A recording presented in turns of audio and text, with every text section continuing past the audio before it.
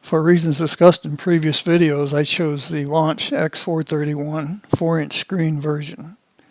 And this has a couple of issues. First of all, it can't do a screen capture of a video being played on the launch itself. It does do snapshots of the screen, but it also doesn't allow you to capture and share live data from the car. And that makes it a problem because you can't show people what you're doing. So I built this phone holder which holds my cell phone above the X431, and here are different views of how I built that. As you can see here, I took a phone holder and a tablet holder. I fastened together with these two pieces of aluminum. And this makes the phone stand up high and offset from the X431 such that I get a good screen capture. The remaining pictures shown here give insight as to how it was constructed and how it was assembled. It's actually quite stable and it does a good job. Next, we're going to record a live data stream using a cell phone. Here we have the launch when it's first turned on. So I'm going to tap on settings. I'm going to scroll down to data.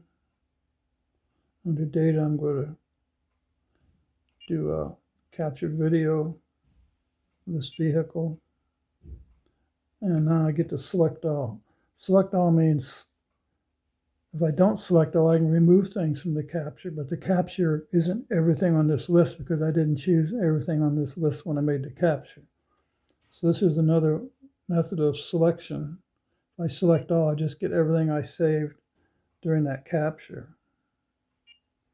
I'm going to go to the play mode, and here you can see we have actual engine speed, some air mass flow, control camshaft set point for exhaust and set point for intake.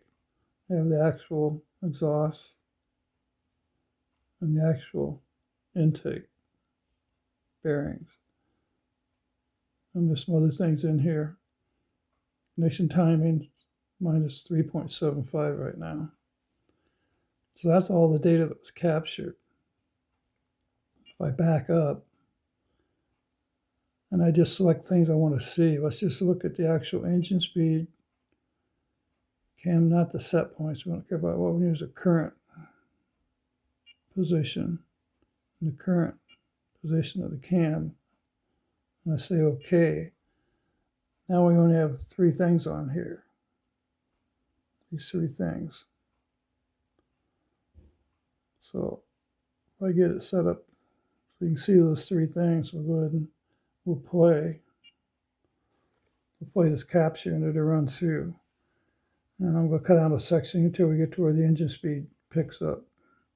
Okay, here's when the engine speed starts climbing, and you notice what happens to the exhaust cam and the intake cam. The intake cam didn't change, but the exhaust cam changed a lot. This is because there's no load.